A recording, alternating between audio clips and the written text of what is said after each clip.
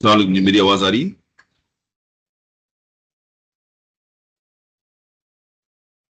Ji sir.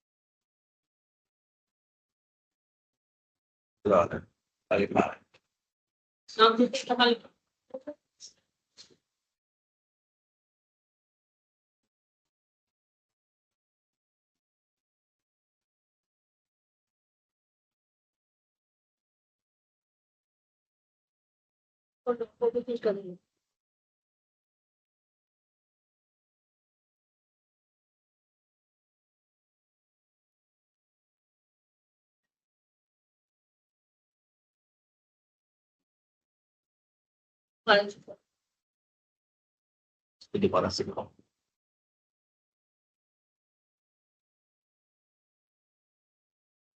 I guess थोड़ी देर wait कर लेते हैं। अभी सिर्फ 5 स्टूडेंट्स हैं क्लास में। Let's wait for 5 more minutes then we start. Better sir. हाँ। Okay sir.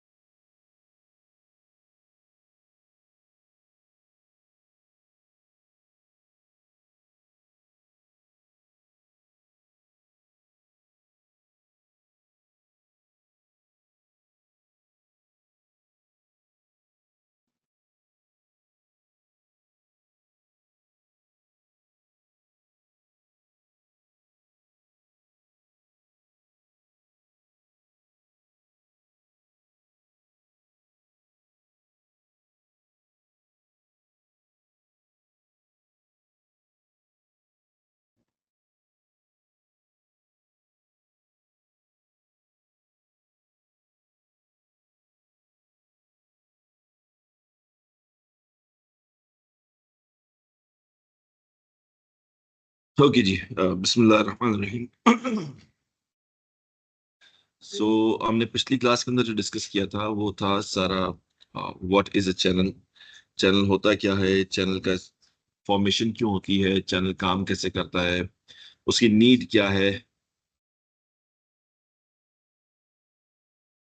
And everything. थोड़ा सा कोई रिकैप करवा सकता है कि हमने क्या क्या डिस्कस किया पिछली क्लास में? एनीवन?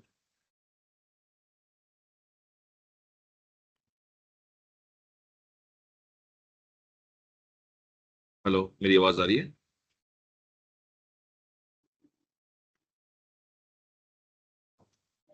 Uh, जी sir, this Yusuf.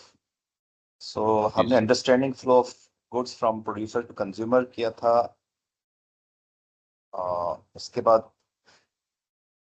Building right path to customer था, how many types of stores ये डिस्कस किए थे। फिर इसके बाद coordinating the flow of products, जिसमें की एक्टिविटीज थी channel design, channel partner selection, training and support, performance evaluation and conflict resolution पे हमने काफी बात की थी।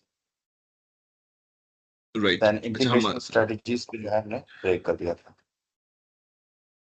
सही। सो ये सारी चीजें हमारी बड़ी बेसिक बेसिक थी। एंड सिंस अब दो चीजें हैं, दो two things are very important. Number one, हम जो भी सब्जेक्ट पढ़ रहे होंगे मार्केटिंग से मुतालिक, this is with the fact कि आप में से कोई भी बिजनेस बैकग्राउंड स्टडीज का नहीं है। जो भी आप लोग स्टडीज करते हुए हैं, that is based on the subject that you have studied in your earlier semesters, because this program is, I guess, uh, for non business students, right, if I'm not wrong? इसमें ज्यादातर students वही हैं, तो जहाँ पे बहुत सारी terms ऐसी आ रही होंगी जो शायद आपने पहले ना सुनी हो। And I try to keep things simple. So जहाँ पे जिसको कोई कंफ्यूजन हो, please raise hand and ask me, so हम उसको सॉर्ट करते हुए आगे बढ़ते हैं। चैनल इंटरमीडियरी से मुराद क्या होती है? चैनल इंटरमीडियरी, चैनल क्या होता है? चैनल की बेसिक डेफिनेशन डिस्कस की थी प्रीवियस क्लास में कि मैन्युफैक्चरर से लेके और कंज्यूमर तक ले जाने का जो भी तरीकाकार कोई कंपनी उठाती है।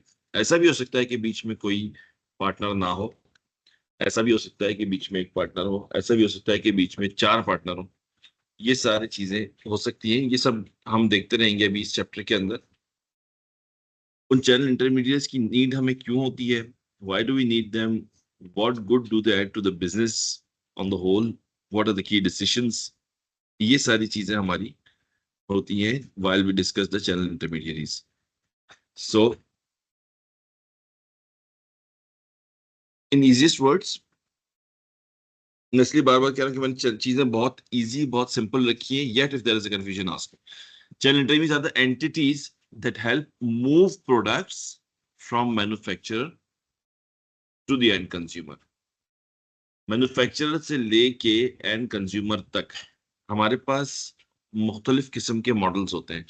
We have FMCG models, we have discussed SMCG models, we have consumer goods, electronics, we have furniture, stores, services. Services एक बहुत बड़ा फैक्टर होता है कि सर्विसेज को हम कैसे लेके जाते हैं। अब सर्विसेज के अंदर मैन्युफैक्चरिंग का एलिमेंट तो नहीं होता, बैंक के अंदर मैन्युफैक्चर तो कुछ नहीं होता। येट देयर आर इंटरमीडिएरीज जो उस सर्विस को, उस सर्विस सेट को फ्रॉम, इस केस के अंदर सर्विस के अंदर मैन्युफैक्चरर नहीं होता, प्रोडक्ट डिजाइनर हो जाता है। एंड आखिर में उसकी कंज्यूमर होता है। For example, if you want to buy a car, there is a certain team which is developing the whole product of car to be sold on installments at a certain interest rate and whatever। वो सारी designing करती है, अपनी profitability निकालती है, जिसको हम product और प्राइस बोलते हैं, राइट।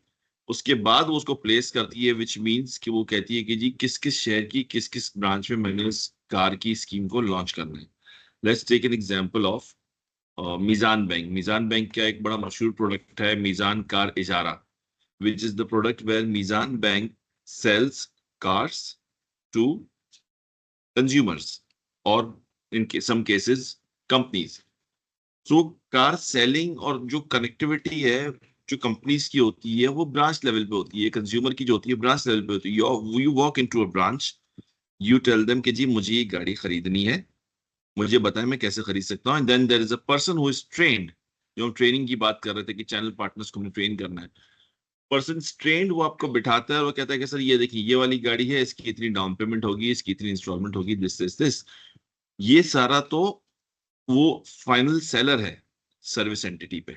उससे पहले जो वर्किंग हुई हुई है, किस शहर में इसको लॉन्च करना है, क्या हमने क्रेडिबिलिटी के टूल्स रखने हैं, अगर कोई बैंकिंग इंडस्ट्री से है तो क्या हमने इसके क्रॉस चेकिंग वेरिफिकेशन का क्या मैकेनिज्म है, वो पूरे प्रोडक्ट इटसेल्फ, जो हम बात कर रहे हैं मूविंग प्रोडक्ट्स की, वो प्रोडक्ट इटसेल्फ के पीछे पूरी एक साइंस लगी हुई होती है कि क्या चीज कब कैसे किधर कैसे वेरीफाई होगी, उसका मैकेनिज्म क्या होगा, उसका प्रोसेस फ्लो क्या होगा, and then it comes to the seller, which is the salesperson or the branch manager or whoever.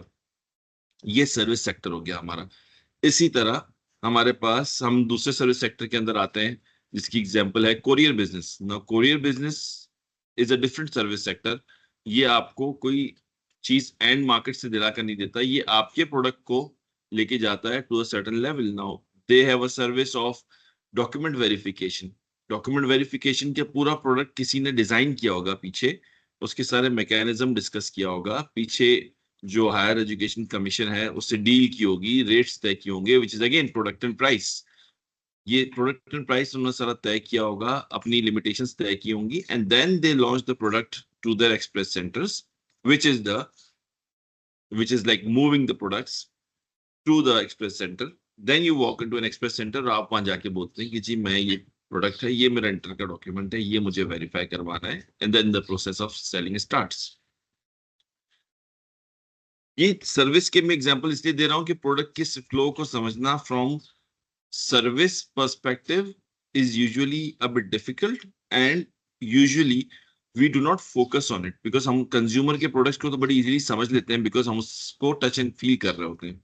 हमारे पास, हम ऑलपर्स का मिल्क है, Olpers milk got manufactured somewhere else, product, then the pricing was set, price, then the channel was decided कि जी इसको मैंने कैसे कहां तक पहुंचाना है, क्या उसका तरीकाकार होगा। Bridge the gap between producers and customers through various functions such as distribution, promotion and sales. पहला पार्ट उसको डिस्ट्रीब्यूट करना, उसको पहुंचाना, मुख्तलिफ लेयर्स पे मुख्तलिफ लोगों के मार्जिन्स तय करना, उसको प्रमोट करना, whatsoever may be the marketing techniques. If you are in marketing, you must be reading advertising and promotion as a separate subject. And then sales. Sales is the final closure of the whole transaction. जितनी आप marketing पढ़ते हैं, जितना आप working करते हैं, जितना product price place promotion करते हैं, ये सारी चीजें आखिर में चेंज होती हैं, एंड होती हैं सेल्स के ऊपर, which is the actual exchange of value. यहां पैसे की बात नहीं कर रहे। Sales is the exchange of value between the seller and the buyer. वो सेलर के पास वो चीज कहां पहुंची है, कैसे पहुंची है, वो पूरी चैनल के थ्रू पहुंची है। सेल्स ने उसको क्या किया है, सेल्स ने उसको कन्वर्ट किया है, and sales is complete once the cash is banked. जब तक कैश बैंक नहीं हुआ तब तक वो सेल्स इनकम्प्लीट है, वो सिर्फ बातें हैं या वो क्रेडिट सेल्स है या व्हाटएवर। जब तक वो सेल्स का पैसा हमारे पास गिर जाता है, रिसीव हो जाता है, then the sales is deemed complete. That is the one single action, that is the only action जिसको रियलाइज करवाने के लिए manufacturer, marketing department, finance department, human resource department, team, staff, management, जितनी पीछे कंपनी काम कर रही होती है, जितना मैकेनिज्म काम कर रहा होता है पूरी ऑर्गेनाइजेशन का, whichever is the organization, चाहे वो नॉन प्रॉफिट की है चाहे वो प्रॉफिट की है, उसकी सारी एक्टिविटीज को आखिरी जो लॉक लगता है, ताला लगता है, क्लोजर होता है, या उसकी तमाम मेहनत वसूल होती है, वो होती है सेल्स के पॉइंट ऑफ उस पे आके। Now what if there is a service which is not for profit. Not for profit क्या होती है? एनजीओ हो सकती है, यस। पॉलिटिकल पार्टीज हो सकती है, यस। पूरी की पूरी मार्केटिंग कैंपेन चलती है, यहाँ पर सेल्स जो है वो रिप्लेस हो जाता है वोट से।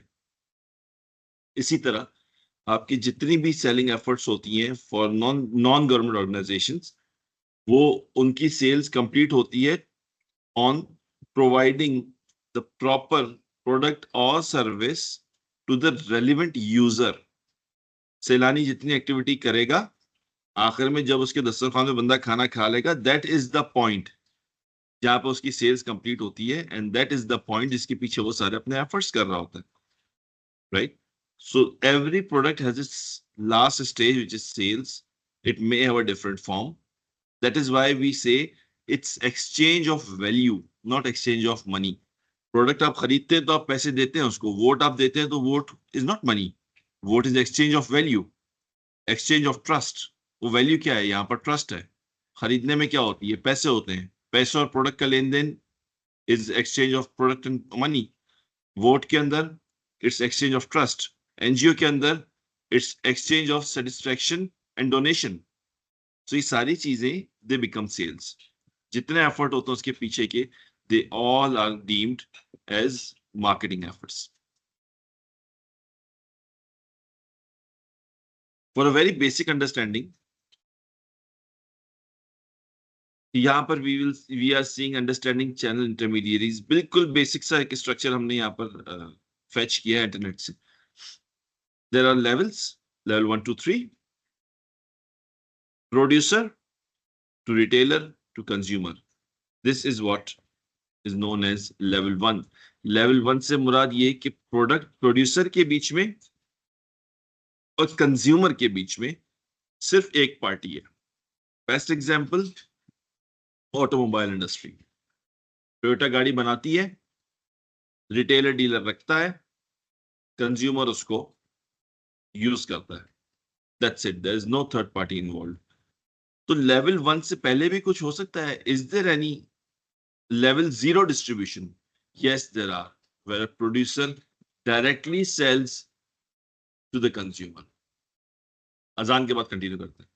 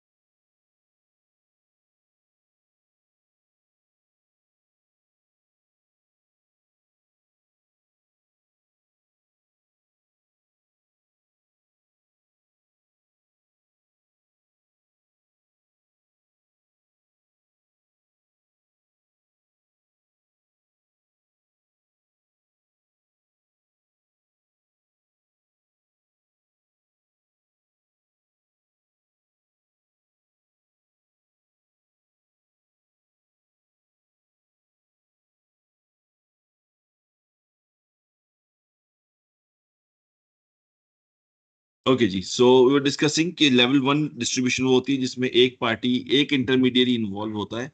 तो क्या लेवल 0 डिस्ट्रीब्यूशन होती है? हाँ जी, लेवल 0 डिस्ट्रीब्यूशन बिल्कुल होती है, जिसके अंदर प्रोड्यूसर अपना प्रोडक्ट डायरेक्टली कस्टमर को सेल कर देता है। ऐसा कहाँ होता है? ऐसा आपको नजर आता है कंपनीज के बाहर बने हुए रिटेल स्टोर्स पे, जिसको आप कहते हैं कि जी ऑफ द शॉप स्टोर्स या कट प्राइस स्टोर्स। जो ऑफिस, जो कॉल्सन की फैक्ट्री पे आप जाएंगे, कॉल्सन के पीछे एक दरवाजा बना हुआ है, वहां से कोई भी वॉक इन बंदा आके अपना प्रोडक्ट खरीद सकता है, which is directly selling of product through the consumer. इसी तरह जो हमने डिस्कस किया था कि आउट ऑफ होम बिजनेस एक नया जो ग्रोइंग चैनल है, उसके अंदर क्या होता है, बहुत सी कंपनीज ऐसी होती हैं जिनको डायरेक्टली सप्लाईज चली जाती है। फॉर एग्जाम्पल, एवरीडे जो है साशे, वो नेस्ले खुद बना के एयरलाइंस को प्रोवाइड करता है, पीआईए को। इसी तरह Nestle direct gives that McFlurry to McDonald's. So ये सारा 0 लेवल चैनल्स हैं जिसके अंदर मैन्युफैक्चरर और कंज्यूमर है, बीच में कोई उसका यूजर नहीं है। यहाँ पर consumer is a business consumer, and user नहीं, ठीक है। इसी तरह लेवल 2, अगेन बीच में अगर आप देखेंगे, between producer and consumer there are 2 intermediaries, wholesaler and retailer. Wholesaler की डेफिनेशन हमने मार्केटिंग में पढ़ी हुई already, any party that buys in bulk for selling it to the retail channel, और to the shops or retailers where the distributor cannot reach. अच्छा, हमारे पास wholesaler का जो कॉन्सेप्ट है सॉरी, हमारे पास जो होलसेलर का कॉन्सेप्ट है वो सिर्फ लिमिटेड है टू जोड़िया बाजार wholesalers, bulk wholesalers. Technically speaking, distributors are also wholesalers. They buy in bulk, they keep the margin and they sell it. हमारे पास डिस्ट्रीब्यूटर और होलसेलर की सेपरेट डेफिनेशंस हैं. दूसरे मुल्कों में distributors are big wholesalers and then there are small wholesalers. दो एक दूध का डब्बा खरीदने वाला रिटेलर है, 5 खरीदने वाले होलसेलर हैं एंड 2000 खरीदने वाले बड़े होलसेलर हैं. This is how they distributed, right? Then we have agents. Agent से होलसेलर, होलसेलर से रिटेलर. एजेंट्स की एग्जांपल आप ले लें. फॉर एग्जांपल पाकिस्तान के अंदर फॉर एप्पल मैन्युफैक्चर्ड फोन्स यहाँ पर सिर्फ मर्केंटाइल के नाम से आई गेस एक एजेंट है who is legally authorized to import those phones and then give it to the wholesale market, and then the wholesale market gives it to the retailers, and then the Apple phones reach the consumers through a legal channel. यहाँ तक कोई सवाल किसी का?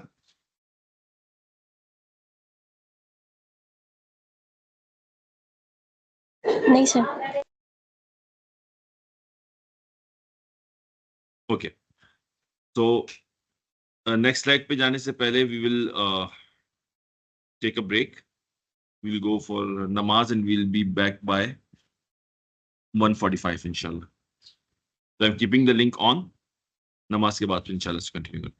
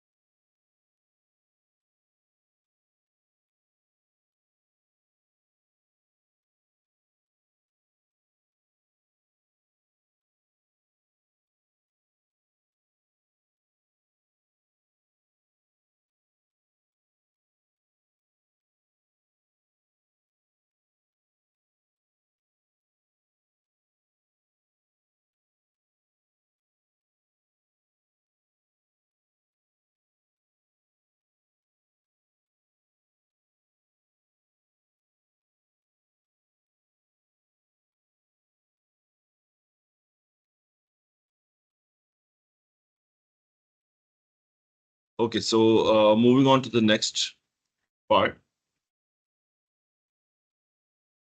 कि intermediate जितने भी होते हैं इनका एक्चुअल फंक्शन क्या होता है. The basic notion about all these is that they help you uh, get the product from the manufacturer and deliver it to the consumer or the store or whatever place they want it to be delivered.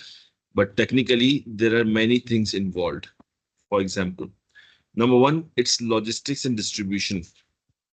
Product जब bulk में produce होता है तो उसकी एक certain logistics and distribution mechanism होता है जिसको फॉलो करता हुआ वो डिस्ट्रीब्यूटर से पहुंचता है and then there is another lag जिससे वो प्रोडक्ट अपने होलसेलर तक पहुंचता है या इन सम केसेस वो रिटेलर तक पहुंचता है. इन तमाम केसेस के अंदर जो लॉजिस्टिक्स होती है वो सारी की सारी अगर कंपनी देखने लगेगी तो company will have to look into a distribution network at least 50 times of its current distribution network. इसको सपोर्ट करने के लिए ये सारा काम शिफ्ट कर दिया जाता है डिस्ट्रीब्यूटर के ऊपर. The distribution of products from the manufacturer to the first buyer, which is wholesaler or distributor in either case, any intermediary is known as primary sales. And the movement of product from an agent or a distributor to a retailer or onwards is known as secondary sales. ये बड़ा basic difference है.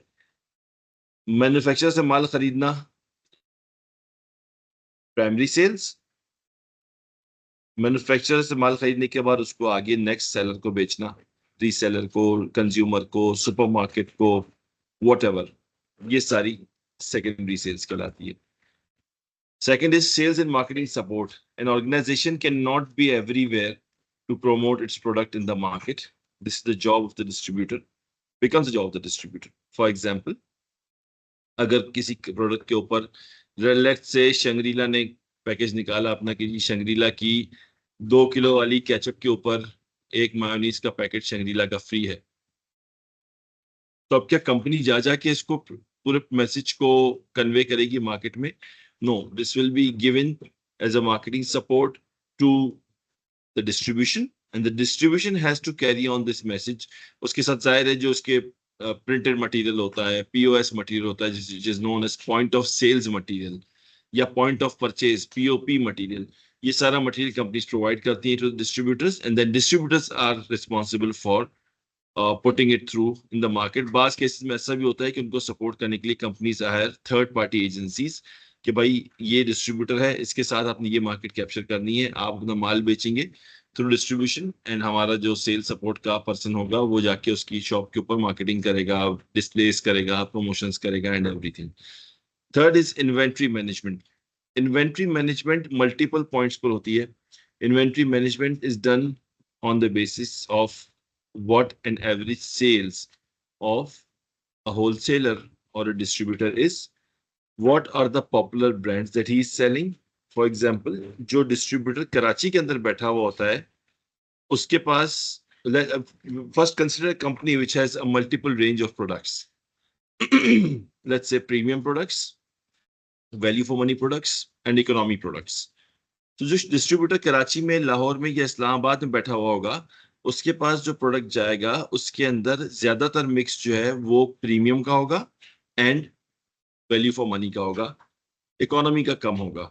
लेकिन जो distributor let's say third tier शहरों में बैठा हुआ है, मियाँ चुन्नू बैठा हुआ है, लेट्स से घोटकी बैठा हुआ है या whatever lower size of markets you can imagine, उसके अंदर प्रीमियम प्रोडक्ट्स की सेल्स कम होगी एंड वहां पे वैल्यू फॉर मनी की थोड़ी ज्यादा होगी एंड देन इकोनॉमी का एक अच्छा शेयर होगा. You go to tier 3 markets, वहां पे और बुरा हाल होगा, प्रीमियम को कोई पूछने वाला नहीं होगा क्योंकि लोग अफोर्ड ही नहीं कर सकते, मिड टियर बहुत थोड़ा बहुत बिकता होगा and then there will be a huge share of the low price products. That is why when we consider an organization like British American Tobacco, 70% of British American Tobacco's sales comes from lower side of brands because it coincides with the economy and the purchasing power of the customers in the economy. Gold Flake एक brand होता था, वो इनका leader brand था in terms of sales. But Gold Leaf जो था, it was more of a city brand in terms of sales. Karachi में Gold leaf ज्यादा बिकता था, एनटीएस में गोल्ड फ्लेक ज्यादा बिकता था. Same goes with Philip Morris. या you can take an example of let's say चाय, टपाल की. टपाल का जो प्रीमियम प्रोडक्ट होगा दानेदार वाली साइड का, उसकी सेल्स कराची वाली साइड पर ज्यादा होगी, लेकिन इसका जो लोअर साइड का ब्रांड होगा, लेट्स से मेजबान, चूरा या व्हाटएवर, जो भी इसके कम टियर के ब्रांड्स होते हैं, वो या तो रेस्टोरेंट्स में बिक रहे होंगे जिसको आप पठान का चाय का होटल बोलते हैं, या उससे नीचे वो उन एरियाज में बिक रहे होंगे जिनके अंदर लोगों की परचेसिंग पावर कम है.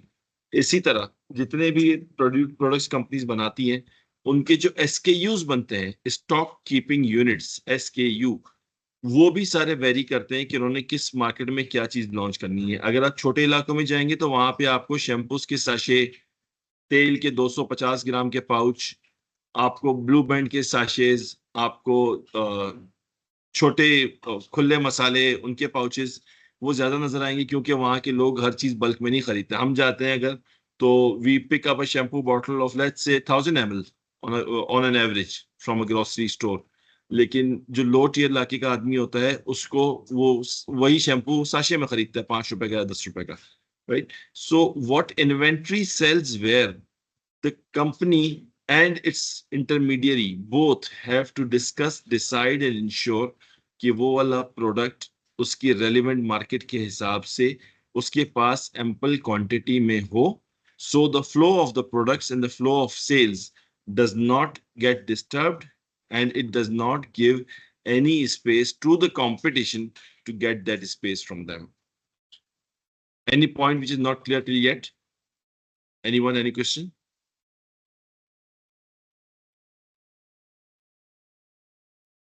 मेरी आवाज आ रही है सबको? जी सर, आवाज़ आ रही है सर. क्या आप प्लीज़ वो प्राइमरी सेल्स और सेकेंडरी सेल्स का जो आपने पॉइंट बोला था, वो आप दोबारा रिपीट कर देंगे? जी, primary sales is any sales which in presence of intermediaries. अगर बीच में इंटरमीडियरी नहीं है तो प्राइमरी ही सेकेंडरी है. राइट.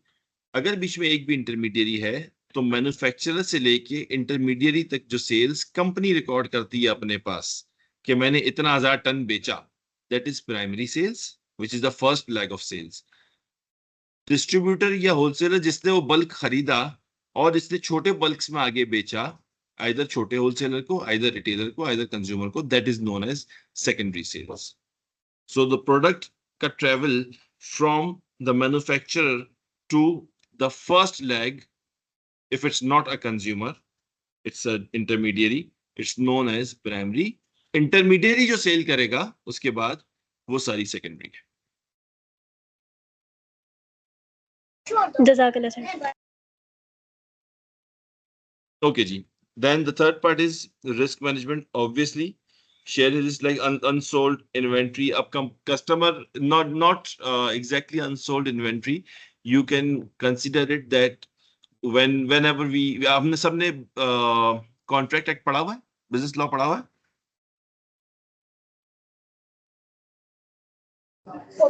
यस सर, अभी लास्ट सेमेस्टर में ही पढ़ा है बिजनेस लॉ. ओके. सो बिजनेस लॉ के अंदर जब आप किसी से कोई चीज परचेज करते हैं, सेल ऑफ गुड्स एक्ट जो है उसके अंदर, आप जब चीज को परचेज करते हैं, when you give the money and you take the product, you do not only take the product, you also take the risk with you. अब वो रिस्क भी आपकी तरफ शिफ्ट हो गया है. जब पैसे दे दिए, माल उठा लिया, अब वो रिस्क आपका है.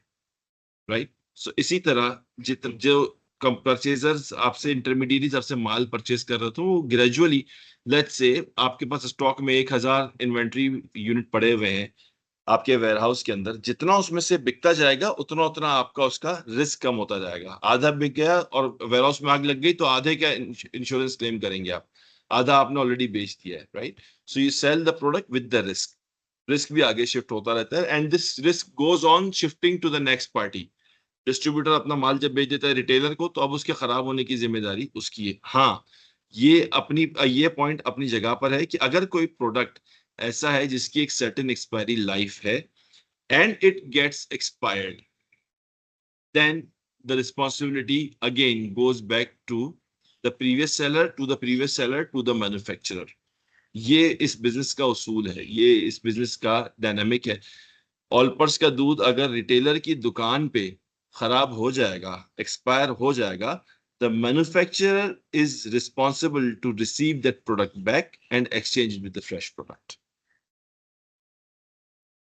इसी तरह कस्टमर सपोर्ट, इमीडिएट बेसिस पे जितनी कस्टमर क्यूरीज होती हैं वो सारी की सारी आपका इंटरमीडियरी पार्टनर हैंडल कर रहा होता है। आप मेट्रो के ऊपर जाते हैं और वहां पे जाके कोई चीज आप खरीदते हैं और वो चीज खराब निकलती है, तो आप जाते हैं मेट्रो के स्टोर वापस या इम्तियाज स्टोर वापस, आप उसको स्लिप दिखाते हैं कि भाई ये देखो, ये मैंने इस चीज को खरीदा था, वो अपना बैच कोड मैच करता है और कहता है ठीक है जी, ये आप मुझे दे दें, मैं आपको दूसरा यूनिट देता हूँ। आप वो ऑलपर्स का डब्बा लेके ऑलपर्स के हेड ऑफिस नहीं जाते, right? So this is how intermediaries help you. They help you with the risk, they help you with the inventory, they help you with the complaints, queries, issues. वो सारी चीजें आपकी जो नेक्स्ट पार्टी शिफ्ट होती है, इसका उनका मकसद ये इन इजीएस्ट वर्ड सिर्फ बेचना नहीं है, वो सारी की सारी चीजों में आपके पार्टनर्स होते हैं। That is why we are now having this new term coming in, which is known as valued business partners, VBPs. ये आपके बिजनेस पार्टनर्स होते हैं, आपके distributors, they are not there only for purchasing your product. Now अब हम जब नई market की बात करते हैं, we all know, we all have been living in an era, बहुत से इस क्लास के अंदर भी ऐसे होंगे मेरी एज के, मुझसे आगे पीछे 10 15 साल 20 साल, जिन्होंने पूरी एक ट्रांजिशन देखी होगी from a cassette player to a DVD player, DVD player to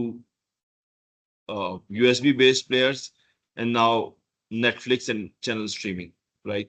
हम में बहुत से ऐसे होंगे जिन्होंने शायद अपने घरों के अंदर, आई एम श्योर यूसुफ भाई ने तो देखा हुआ होगा, बाकियों का मुझे नहीं पता, वो जो रिंग वाला फोन होता है जिसको आप डायल करते हैं, टर्न टर्न वाला एक एक नंबर करके डायल करते हैं, you you have used that, we I have used that. वो हम डायल करते थे, छह छह नंबर के डिजिट्स हुआ करते थे, and then it moved on to CDMA phones, थोड़ा सा स्मार्ट चीजें आ गई, and then today we are standing at a level जहां पे हम उन फोन्स की जरूरत समझते नहीं है, because everyone has their own personal communication and entertainment device, right? So ये सारी चीजें इवॉल्व होती हैं तो मार्केट का बिहेवियर भी इवॉल्व होता है। किसी जमाने में there was only a strategy of sales known as the sales strategy, push strategy, माल बनाओ, सेल्स टीम को सर पे डंडा मारो और सेल्स टीम उसको बेचेगी और रोजाना की बेस पे उसके जवाब देंगे। आज की मार्केट की जब हम बात करते हैं तो आज की मार्केट ऐसी नहीं है।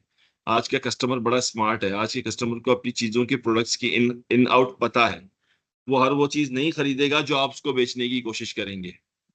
इस मार्केट का सबसे recent evolution, very recent evolution, जो हम सब ने ऑब्जर्व किया है, इस क्लास के सभी लोगों ने ऑब्जर्व किया होगा, it was 8 years back when we got introduced to a service for ride hailing known as Kareem। वो 2016 में करीम के आने से पहले तक हम सब क्या करते थे, अम्मी को, भाई को, खाला को, बच्चे को, जिसको जाना है वो पहले जाएगा स्टॉप तक, वो एक हाथ निकालेगा बाहर, रिक्शा वाला रुकेगा, कितने पैसे, उतने पैसे, नहीं पैसे, नो पैसे, यस पैसे, किए, लॉक किया, and then you move on.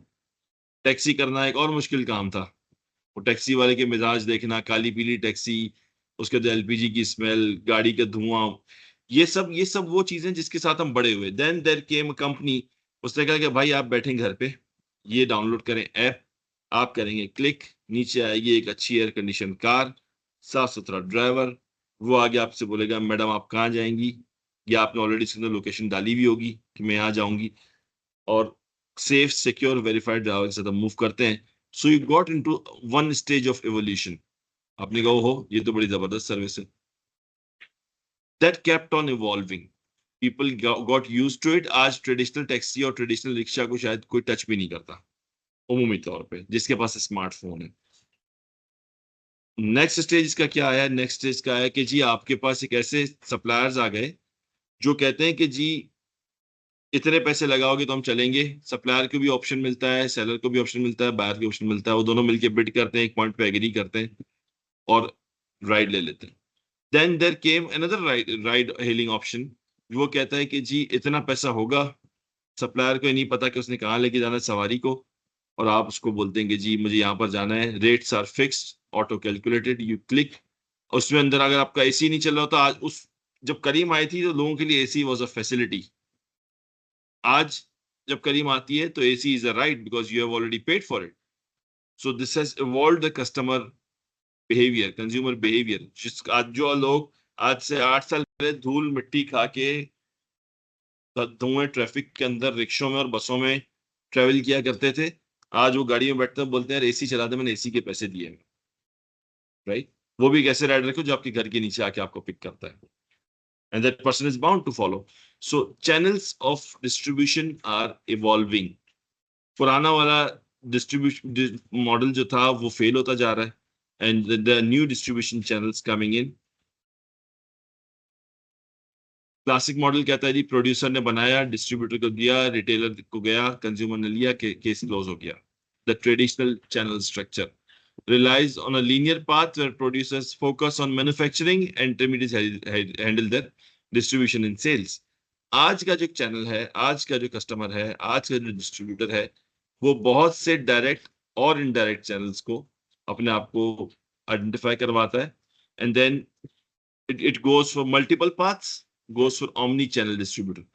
आप एक सना सफीनास का जोड़ा स्टोर से भी खरीद सकते हैं, आप वही सना सफीनास का जोड़ा ऑनलाइन भी खरीद सकते हैं. दोनों के प्राइसेस सेम होंगे, हो सकता है ऑनलाइन पे आपको सस्ता ही मिल जाए कोई प्रमोशन की वजह से, राइट? वो प्रमोशन क्यों होती है? वो प्रमोशन इसलिए होती है कि उस चैनल के थ्रू सेल्स करने में मैन्युफैक्चरर की fixed cost of the brick and mortar store is not involve. उसके पास उस स्टोर के लिए रेंटल नहीं है, उसके पास उस स्टोर के लिए स्टाफ की मसला नहीं है. उसने जहाँ पे अपने एक स्टोर के अंदर सना सफीनाज ने 40 आदमियों का स्टाफ बिठा के रखा है, वही चीजें पीछे शायद 3 ई-कॉमर्स के बच्चे और एक ऑपरेशंस का बच्चा बैठ के ऑपरेट कर रहे हैं. So the cost gets down by 75%, maybe 80%. So 80% cost cut down को वो एज अ उसका एक चंक एज अ प्रमोशन चला देते हैं, and then you get better sales over there.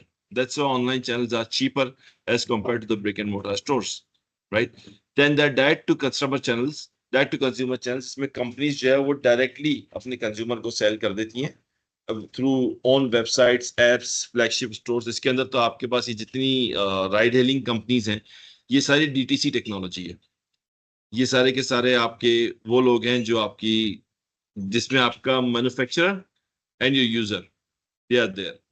इसी तरह फ्लैगशिप स्टोर्स की अगर हम बात करते हैं, लिवाइस की कंपनी आउटलेट्स हो गए, या वो कंपनी जो डायरेक्ट अपना माल बेचती हैं, सना सफीनाज है, जे डॉट है, ये सब क्या करते हैं? सब DTC वाला काम करते हैं. कंपनीज ने मॉडल ही ऐसे बना लिए हैं जिसमें इन्होंने बीच में रिटेलर को और डिस्ट्रीब्यूटर को हटा दिया है, right? What does it give to the manufacturer? It gives it greater control, more data, more flexibility. आजकल के दौर में we all know how important data is. जितना भी डाटा है, जो भी बायर है, इवन आप दवागों पे जाते हैं कोई चीज खरीदने के लिए, तो आपका मोबाइल नंबर ले लेता है. तो उसको क्या आपसे दोस्ती करनी है? नहीं जी, उसको आपसे दोस्ती नहीं करनी है, उसने अपना डाटा जमा करना है, उसने आपका बिहेवियर मॉनिटर करना है. This is not limited to that.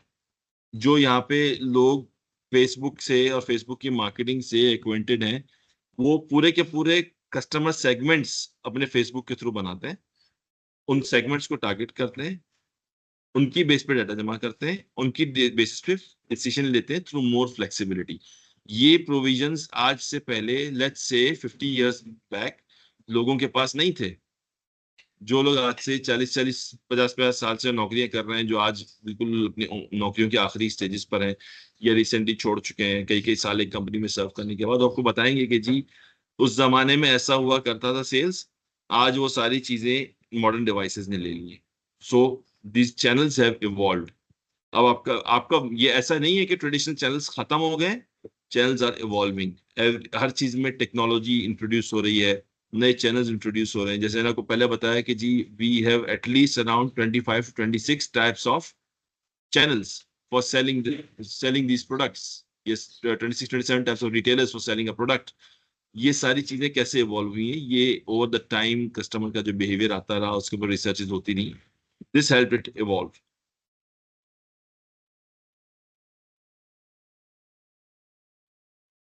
Okay, I'll hold it there for a few minutes. किसी का कोई सवाल है, कोई डिस्कशन है, प्लीज आस्क.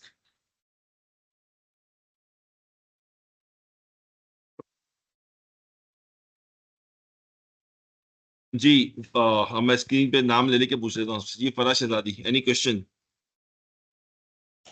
सर मुझे एक चीज़ पूछनी थी, ये जो अभी हमने इससे पिछली वाली स्लाइड में बात की थी ना कि हम चीज़ें जो है वो रिटर्न कर देते हैं, वो आपने एक ऑलिपर्स की एग्जांपल दी थी। मुझे बस ये कंफर्म करना था कि ये सारी ऑडियंस के लिए होता है, मतलब सारे कस्टमर्स के लिए होता है? जैसे मैंने अक्सर मेडिकल उसमें भी देखा है कि फार्मास इंडस्ट्री भी वो अपनी चीज़ें जो है वो रिटर्न कर लेती है, कि अपनी-अपनी जो है वो पॉलिसीज़ होती हैं कि 6 मंथ्स में या 3 मंथ्स में आप रिटर्न कर सकते हो। तो क्या ये सब कस्टमर्स के लिए होता है या फिर ये मतलब कॉन्ट्रैक्ट होता है बाकायदा और ये मतलब कोई स्पेसिफिक ऑडियंस होती है हमारी?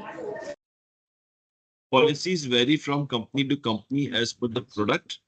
Yes, every company that sells any product with a certain expiry date. अब इसमें दो चीजें, एक होती है एक्सपायरी डेट, एक होता है change of trends, right? Nokia ने अगर अपने फोन्स आज से 20 साल पहले किसी डिस्ट्रीब्यूटर को दिए थे और अगर वो आज तक उसके स्टोर पे पड़े हुए हैं, तो Nokia is not responsible for collecting them back, right? Nokia should have evolved and collected it back in 1 year, let's say 1 year, 2 year of its distribution, या उस डिस्ट्रीब्यूटर का काम था वो उसको बता देता कि जी ये टेक्नोलॉजी अब इवॉल्व हो रही है, आपने फोन मुझसे वापस उठा लें. So there is certain time for that, number one.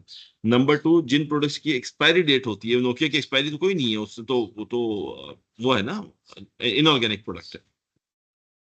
वो तमाम प्रोडक्ट जिनकी एक्सपायरी डेट होती है, तो जो कंपनी सेल करती हैं, एवरी कंपनीज पॉलिसीज वेरी. कुछ कंपनीज कहती हैं कि जी मेरा स्टॉक 6 महीने से ज्यादा की एक्सपायरी का, कम एक्सपायरी का मार्केट में होना ही नहीं चाहिए, तो वो उस प्रोडक्ट को 6 महीने पहले ही मार्केट से उठा लेती हैं. That is why. अच्छा, इसको दो तरीके हैं, आप या तो प्रोडक्ट को उठा लेते हैं या आप उसको प्रोमो में चला देते हैं. आप इस इम्तियाज जाते हैं तो एक सेपरेट रैक होता है जिसपे लगा हुआ होता है 1+1. जब उसको पिक करते हैं तो पता चलता है कि उसकी एक्सपायरी में 3 मंथ्स रह गए हैं, 4 मंथ्स रह गए हैं. So companies are bound to support the suppliers और द बायर्स, द डिस्ट्रीब्यूटर्स, कि जी ये वाला प्रोडक्ट अगर खराब हो जाएगा तो हम सर्टेन टाइम में उठा लेंगे. इसी तरह फार्मा के प्रोडक्ट्स हैं, ऑब्वियसली फार्मा के products have more stringent policy as per the global laws of compliance and as per the market practices, कि अगर कोई प्रोडक्ट आपका एक जगह नहीं बिक रहा तो आप उसको रिप्लेस करेंगे, या आपका एक प्रोडक्ट अगर कहीं पर एक्सपायर होने वाला है तो आप उसको उठा के डिस्कार्ड कर देंगे, कि आप उसको रिप्लेस करके बेचना भी नहीं चाहते, आप चाहते हैं कि जी इसको मैं डिस्कार्ड कर दूं, तो ऐसा भी होता है.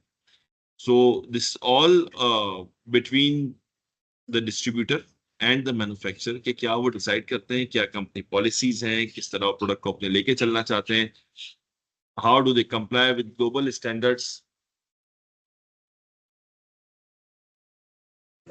ठीक हो गया सर, जज़ाकल्लाह। जी Ahsan Habib, any question?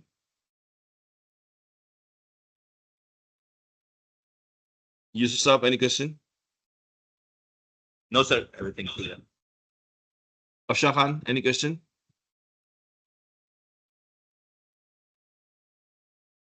Danish Dalvi, no sir, clear है.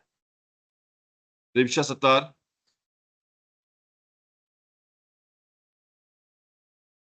Aqeel Ameen, no sir. any question, any confusion? Kashif Subro, कोई सवाल? Hammad Ghauri, Bushra Rehman, No, sir, no question. Sir no questions? Dilawar, Kashan Shamim, Muniba, Sir, all good. Iqra Saleem, All good, sir. Sir, any no, question? sir. All good, sir. All good. All good, sir.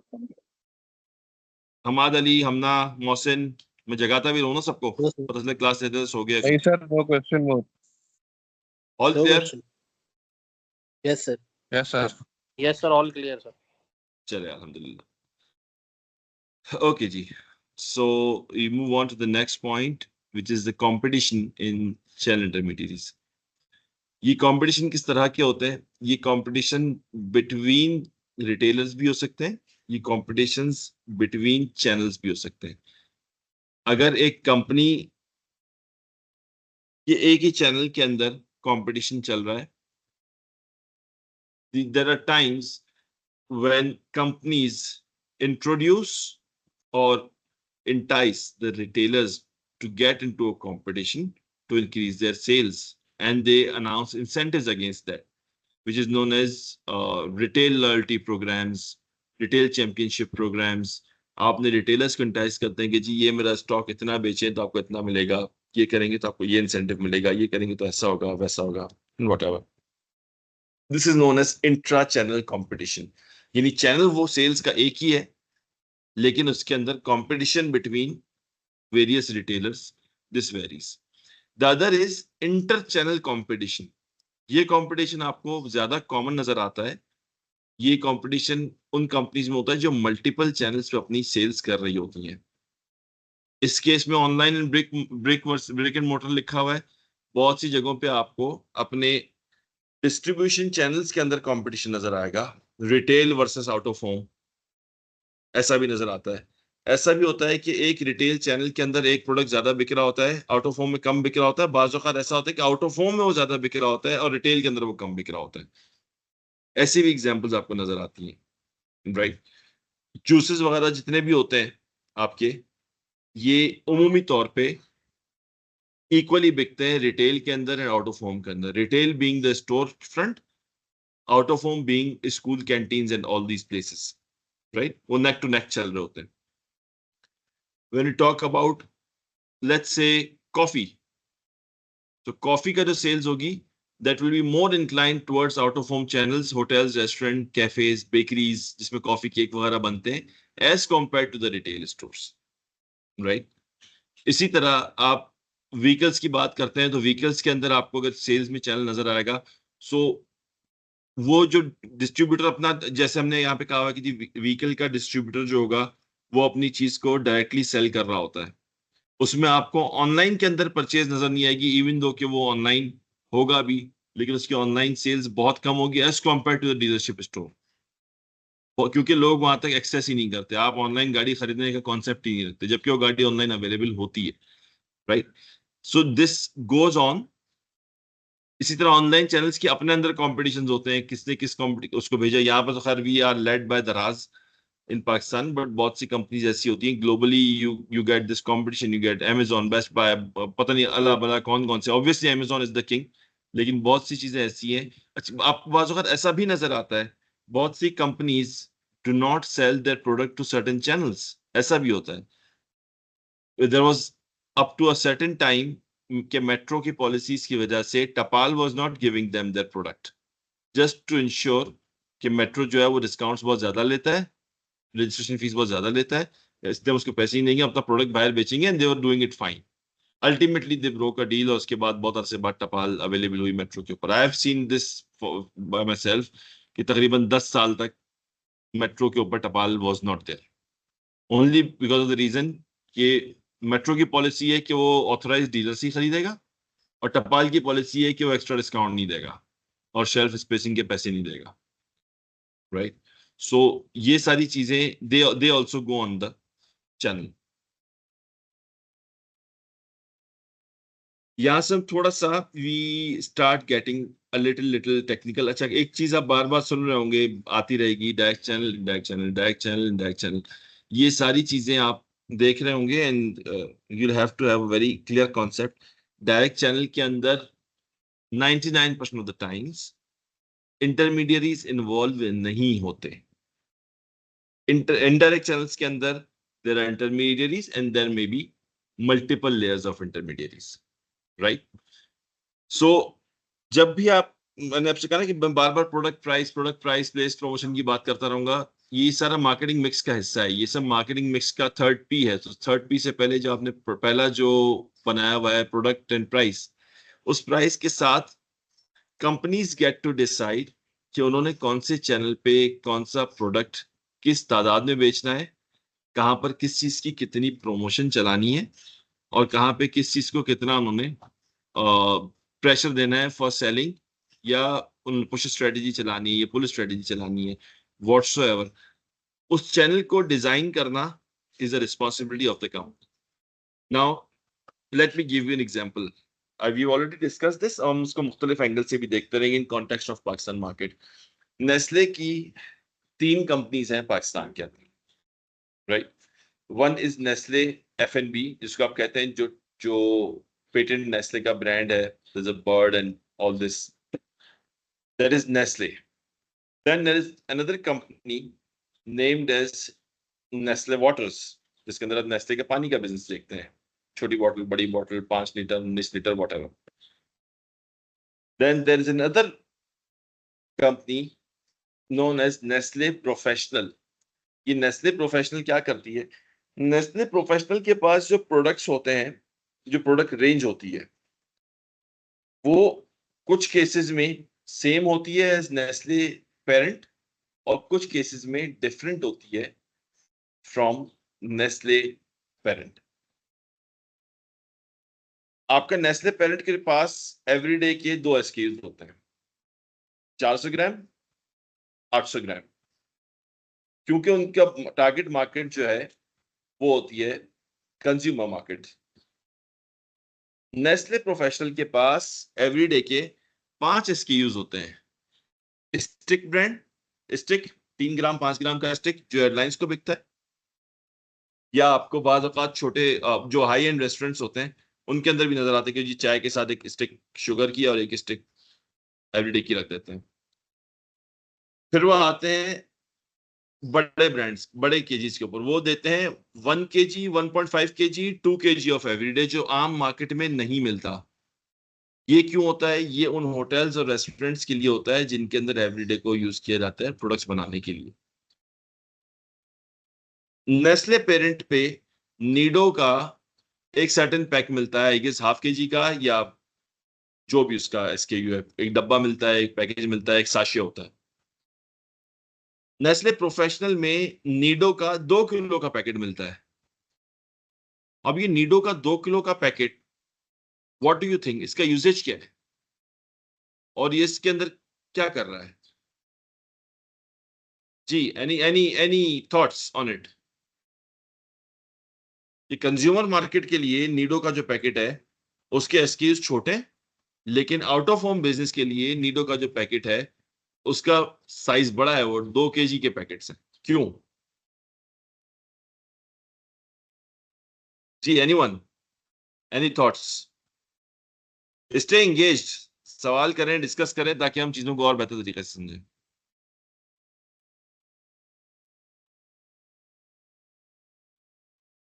ख़वातीन और हज़रात,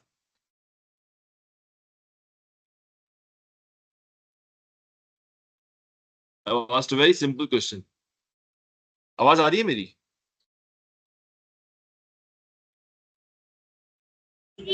sir एक दफा सवाल दोबारा repeat करेंगे please?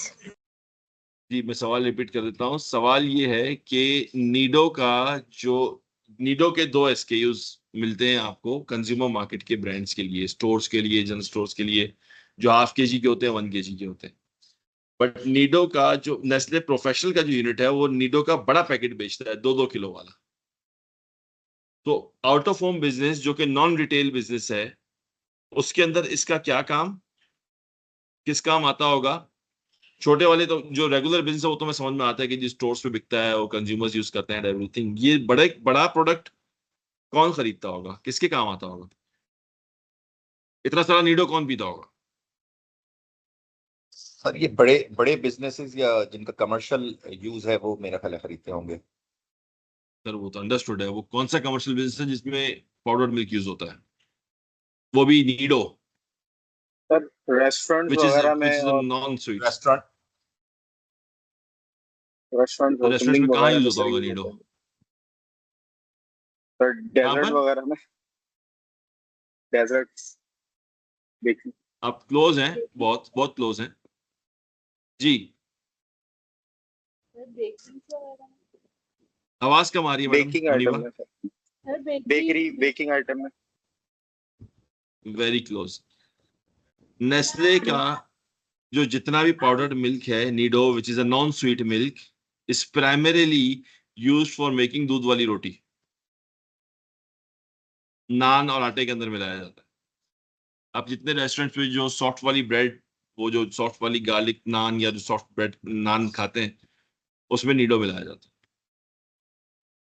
So this is the ये decision कौन लेता है इस चीज का? इसी तरह नेस्ले प्रोफेशनल के पास चाय मिलती है, बिकॉज वो चाय की मशीन में फीड होती है. ये वो प्रोडक्ट है जो नेस्ले रेगुलर पे नहीं मिलता. नेस्ले प्रोफेशनल के पास फ्लेवर्ड जूसेस मिलते हैं, जो आप जाते हैं वहां पे जो जूस की मशीन्स लगी हुई होती है, आप high dining fine dining restaurants में जाते हैं तो वहाँ पे ऑरेंज और स्लश मशीन जो चल रही होती हैं, उसके अंदर जो पाउडर ड्रिंक डली हुई होती है टैंक से मिलती जुलती, वो नेस्ले प्रोड्यूस करता है, राइट। इसी तरह से नेस्ले अपने पास विपिंग क्रीम बेचता है, बटर ब्लॉक्स बेचता है, एवरीडे लिक्विड के लीटर वाले पैकेट्स बेचता है। ये सारी चीजें, ये सब कहाँ यूज होती हैं? ये सारी उन जगहों पे यूज होती हैं जहाँ पे रेगुलर प्रोडक्ट्स आपके सेल नहीं होते। This is basically the channel decision कि आपने इस प्रोडक्ट को जहाँ आपने बनाया है उसको आपने कहाँ सेल करना है, किसको सेल करना है, और what should be the channel. इसमें इंटरमीडिएरीज कम होते हैं और रेगुलर वाले के अंदर इंटरमीडिएरीज ज्यादा होते हैं। तो this is one sort of channel decision management. Next point, channel design select करने के बाद कॉन्फ्लिक्ट मैनेजमेंट। आपके पास वेरियस टाइप्स ऑफ कॉन्फ्लिक्ट्स जब आप सेल्स करते हैं, चैनल को ऑपरेट कर रहे होते हैं, तो निकल के आते हैं सामने, राइट। हॉरिजॉन्टल कॉन्फ्लिक्ट से मुराद वो कॉन्फ्लिक्ट है जो दो इंटरमीडिएरी जो सेम कैटेगरी में हो उनके अंदर आ जाए। इस कॉन्फ्लिक्ट से मुराद लड़ाई नहीं है, इस कॉन्फ्लिक्ट से मुराद व्हाट शैल वी से, लेवल ऑफ डिस्काउंट्स हो सकता है, यूजेज ऑफ प्रमोशन हो सकता है, डियर हार्टेडनेस हो सकती है, यानी अपने अपने दिल की मानते हुए आप एक रिटेलर को ज्यादा बेनिफिट्स देते हैं, दूसरों को कम दे देते हैं। This is known as horizontal conflict, conflict between the same level. And there is a vertical conflict across the channel. जितने बॉडीज होती हैं, डिस्ट्रीब्यूटर, मैन्युफैक्चरर, रिटेलर, ऊपर से नीचे, ये आपस में किसी पॉइंट पर उलझे हुए होते हैं, which is usually of margins, usually of advance payments, usually of giving और non giving of a particular sales promotion at a certain point in time. बहुत से ऐसा होता है कंपनीज जो स्कीम्स लॉन्च करती हैं that are limited to Karachi, Lahore, Islamabad only being the metropolitan cities and given the city volumes that they might be selling.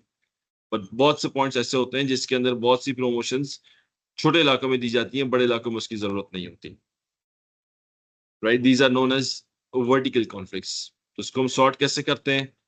Communication, agreements and policies. Every conflict has a solution and every solution is in the midway. You come a step back, I move a step forward, and then we get to solving that conflict. Third is performance monitoring. आप जितने भी channel partners होते हैं उनकी sales को, उनकी performance को monitor कर रहे होते हैं, प्राइमरीली थ्रू सेल्स वॉल्यूम्स, कि उसने मुझसे कितना माल खरीदा। प्रॉफिटेबिलिटी, ऐसा भी होता है बहुत सी कंपनीज जिनके पास डिस्ट्रीब्यूटर्स बड़े होते हैं, फॉर एग्जांपल अगर कोई लेट्स से नेस्ले का जो 70% बिजनेस है of Pakistan is with Burque corporation. So Burque की जो निगोशिएशन की तरीकाकार होगा वो बेसिस करता होगा on the basis of sales volumes that बर्क is selling every year, right. इसी तरह बर्क जब मार्केट में अपना प्रोडक्ट सेल करता होगा नेस्ले का, तो उसका जो निगोशिएशन का लेवल होगा वो इम्तियाज स्टोर के साथ डिफरेंट होगा, क्योंकि वो उसका एक बड़ा की बायर है, एंड किसी छोटे रिटेलर का डिफरेंट होगा depending on sales volumes and at the same time profitability. Companies primarily work on two models. One is high volume, low profits. Other is high profits, low volumes. गाड़ियों की cell में it's high profits, low volume. FMCG products में it's high volumes with low profits. Turnover बहुत ज्यादा होता है आपका, right. सो इस केस के अंदर आपसे जो चैनल पार्टनर परचेजिंग कर रहा है वो आपको कितना पुश कर रहा है, कितना निगोशिएट कर रहा है, किस लेवल तक अपनी प्रॉफिटेबिलिटी पे कंप्रोमाइज कर सकते हैं, that all is decided as a management decision on the basis of performance of that particular channel partner or the particular channel. And last of all, customer feedback. आपका customer feedback is extremely important to monitor the performance of a particular sales channel. Let me give you an example. There was a company named Garnish soap. Garnish soap ने अपना जो soap launch किया था back in very early, I guess late 90s, 97 98 के अंदर, they launched a soap to compete with Unilever's Lifebuoy. Carbolic soap था, same product था, obviously with some different flavors and variations. The company did a lot of marketing, a lot of efforts, a lot of TV campaigns, discounts. जाहिर है जब हमने पढ़ा marketing के अंदर कि एक ऊपर से जब चीज स्टार्ट करते हैं, then its effect goes to every single channel. आप प्रमोशन भी करते हैं, फिर आप उसकी उसकी पूरी इंटीग्रेटेड मार्केटिंग स्ट्रेटेजी बनाते हैं, जिसके अंदर आपका मैन्युफैक्चरर से लेके प्राइसिंग से लेके discounts, channels, distribution, each and every partners involved, each and every stakeholders involved, और उसका बेनिफिट को मद्देनजर रखा जाता है. So Garnish did a very good campaign. They launched the soap, and we have already discussed the concept of primary and secondary sales, right? Primary वो sales होती है जो मैन्युफैक्चरर करता है रिकॉर्ड अपने पास while selling to the intermediary partners. So company की visibility, क्योंकि उस जमाने में इतने टूल्स नहीं होते थे, so कंपनी की visibility was very good up to the level of primary sales, and the primaries were coming really good. धड़ाधड़ उनका माल बिक रहा था, धड़ाधड़ उनका स्टॉक सेल आउट हो रहा था, डिस्ट्रीब्यूटर्स पुश कर रहे थे हमें ज्यादा स्टॉक दिया जाए, फलाना ढिमकाना. For like 3 or 4 months, the company's primaries went skyrocketed. जब 3-4 महीने हो गए, सेल्स के अंदर एक बड़ा बेसिक उसूल है, याद रखिएगा, which is known as repeat purchase. एक बार जिससे माल खरीदा उसने दोबारा खरीदा या नहीं खरीदा. If there is a repeat purchase, things are fine. If there is no repeat purchase, it means the customers have dropped the product at the level of trial only. ठीक है जी.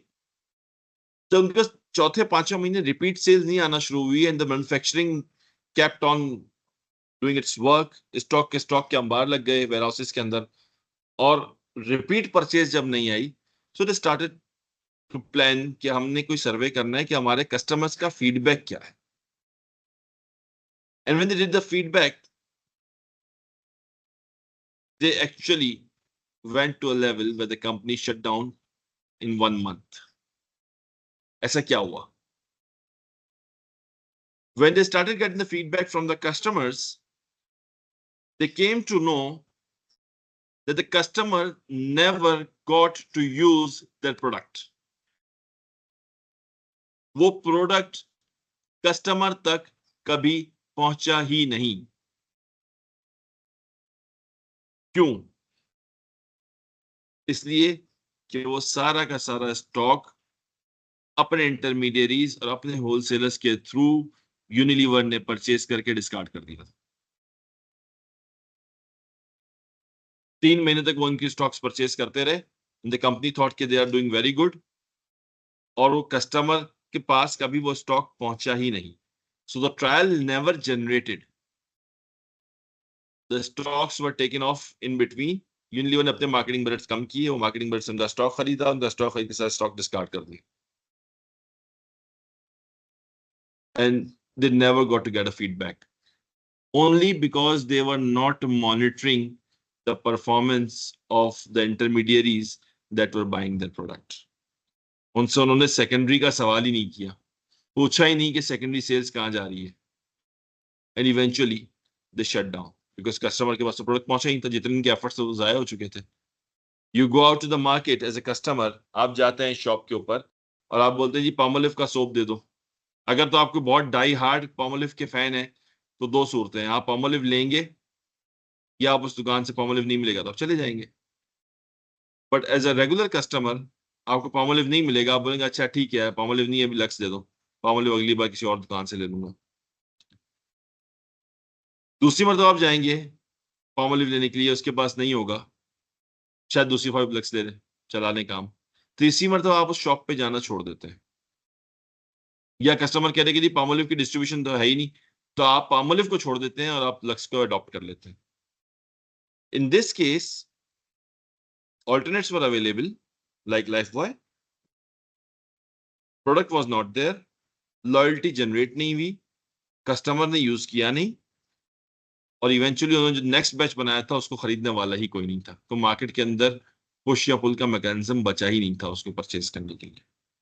सो this is how this performance monitoring can hinder your growth और even shut down your business. Channel के अंदर incentives किस तरह के होते हैं? It's a very I would say bookish sort of definitions. So हम इसको थोड़ा सा रिव्यू करते हैं. Volume discounts for purchasing products in large quantities. Tier discounts, आप स्लैब्स बना देते हैं और जैसे जैसे स्लैब इंक्रीज हो जाता है आप उसको डिस्काउंट देते जाते हैं. सेल्स कॉन्टेस्ट या sales competitions. Rebate, financial returns कि आप इतना परचेज कर लें इतना आपको पैसा वापस मिल जाएगा. परफॉर्मेंस बोनसेस, परचेज करने के बाद आप उनके टारगेट सेट करते हैं और उनकी बेसिस पे आप उनको बोनसेस देते हैं. Cooperative marketing, sharing marketing cost with retailers और distributors to promote the brand and drive sales. Promotional allowances, आप उनको प्रोमोशनल अलाउंसेस देते हैं डिस्ट्रीब्यूटर्स को. Free stocks, buy 12 get 1 free. Exclusive deals, किसी नए प्रोडक्ट को देने के लिए, जिसको आप पेनिट्रेशन स्ट्रेटजी का पार्ट भी कहते हैं. You give it exclusive deal to the partners. Training and support, you give out support to the sellers and distributors. Extended credit terms, आप credit terms भी दे देते हैं लोगों को कि जी आप मेरा प्रोडक्ट परचेज करें, हम आपको इतनी credit terms दे देंगे. And then there are loyalty programs. You go with the loyalty programs, partnerships, और उसकी बेसिस पे आप points and all these चीजें जितनी भी उनकी होती हैं, पॉइंट्स दे दिए, किसी को आपने कैश दे दिया कि इतने पॉइंट्स कर लें इतना रिटर्न बैक मिलेगा. एंड अगेन ये जरा अगर आप लोग गौर से देखें तो these are not limited to manufactured या CPGs, consumer package products, consumer package goods. This also goes up to the level of service cards, credit cards, discounts. ये सब क्या है? ये सब चैनल के इंसेंटिव्स हैं. एक बैंक की मैं अगर बात करूं, बैंक्स जो है वो उनका सर्विस रेट फॉर कंज्यूमर्स अलग होता है, फॉर कॉर्पोरेशंस अलग होता है. एक गाड़ी अगर कस्टमर खरीद रहा है तो उसका रेट अलग होगा, एक गाड़ी अगर आपसे कोई दूसरी ऑर्गेनाइजेशन खरीद रही है तो उसका रेट अलग होगा. So these are the key channel decisions. 4 decisions हैं. Number 1, select the design. Number 2, manage the conflict. Number 3, monitoring the performance. And number 4 is the channel incentives. ये हमारा लास्ट टॉपिक है आज का. This is reverse distribution. Reverse distribution से मुराद ये होती है कि आप अपने प्रोडक्ट को मार्केट से उठाते हैं तो क्यों उठाते हैं?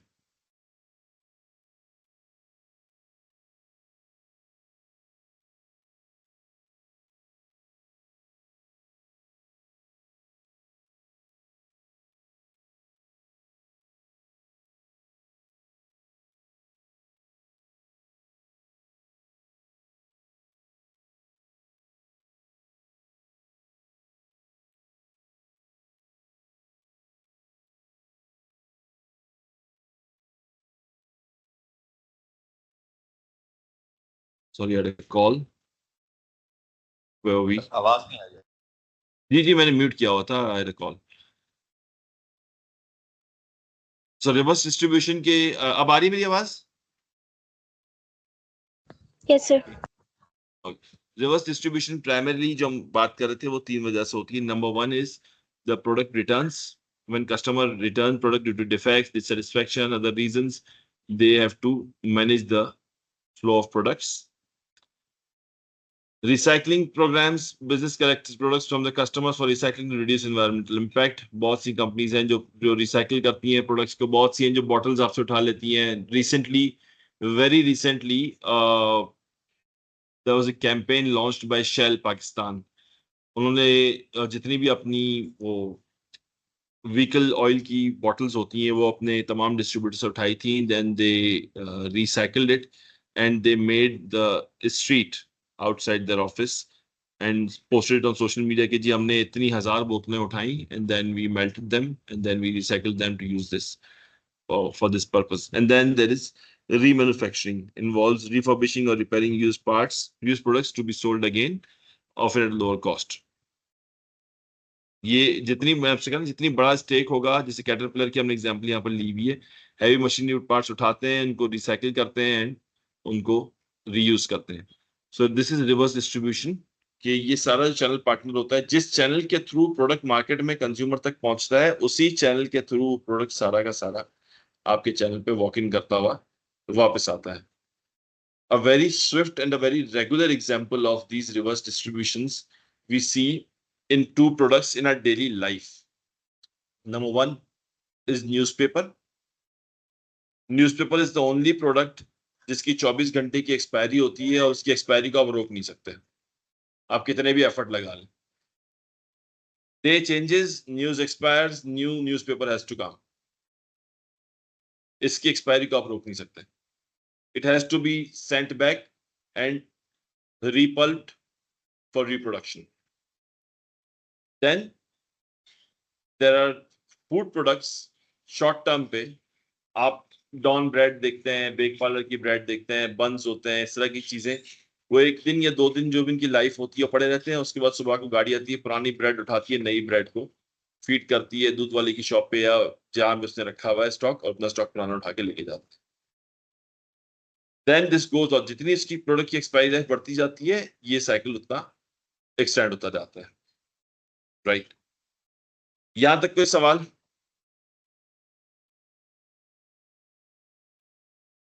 No, any sir. Question, anyone? No, no sir. Sir. No sir. कोई ऐसी चीज जो समझ में ना आई हो? I repeat again and again, I try to keep my lectures very simple and very easy language. Still अगर किसी को कोई confusion है तो please let me know.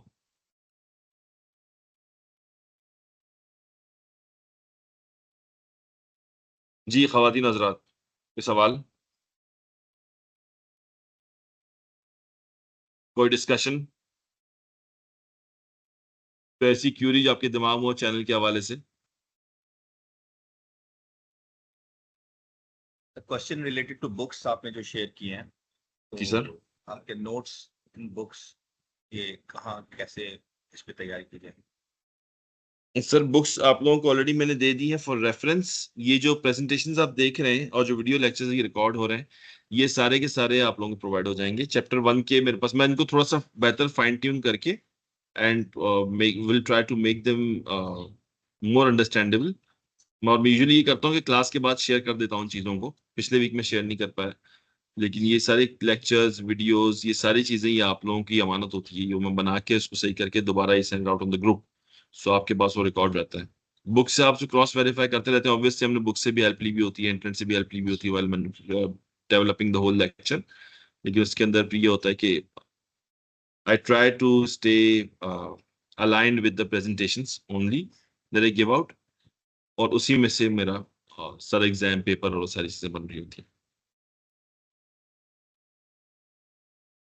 तो अगर आपने एग्जाम की तैयारी करनी होगी तो वो I don't think there will be having a mid term. I am not sure आप लोगों के मिड टर्म्स होते हैं या आप लोग डायरेक्टली फाइनल्स देते हैं, क्विजेस देते हैं और फाइनल्स देते हैं?